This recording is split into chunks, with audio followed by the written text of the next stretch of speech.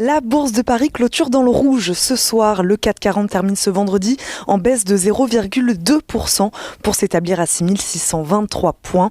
Les investisseurs semblaient pourtant portés par l'indice GF4 confiance des consommateurs allemands qui est ressorti ce matin en nette hausse à moins 0,3 contre presque moins 7 le mois précédent, mais aussi par l'avancée du plan d'investissement dans les infrastructures. Le président américain Joe Biden a en effet annoncé hier jeudi la conclusion d'un accord bipartite au Sénat sur un plan de 1200 milliards de dollars sur 8 ans pour rénover les infrastructures. La publication des dépenses et revenus des ménages américains cet après-midi prend elle aussi finalement toutes les apparences d'un non-événement pour la bourse parisienne. Les dépenses de consommation ont augmenté de moins de 0,1% en mai par rapport au mois précédent aux États-Unis. D'après le département du commerce, une progression inférieure au consensus.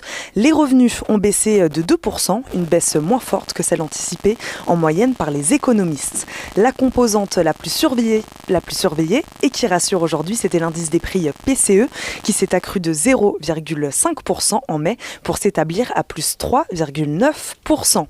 Enfin, la confiance des consommateurs américains s'améliore au mois de juin d'après l'indice de l'Université du Michigan qui s'établit à 85,5 après 82,9 le mois dernier.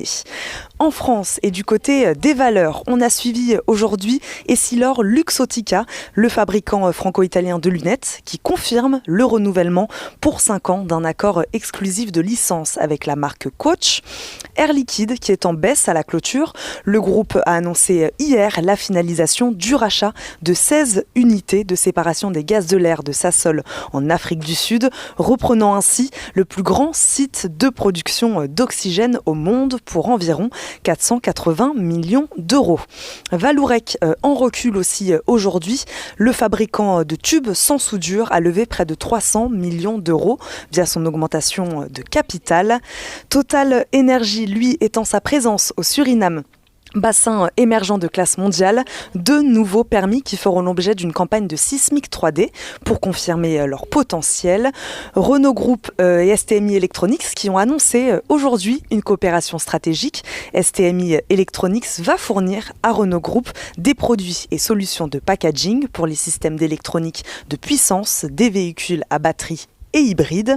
Nous avons suivi aussi les laboratoires Roche. La FDA américaine a annoncé hier l'autorisation de l'utilisation en urgence d'un médicament d'une de ses filiales pour le traitement des adultes et des enfants hospitalisés atteints du Covid-19. Enfin, les cours du pétrole sont restés stables ce vendredi au-dessus des $75 et concluent donc une 5e semaine consécutive de hausse. Début de semaine prochaine, plusieurs indicateurs importants attendent les investisseurs, surtout dans la journée de mardi, la confiance des consommateurs en France, en zone euro et aux États-Unis au mois de juin.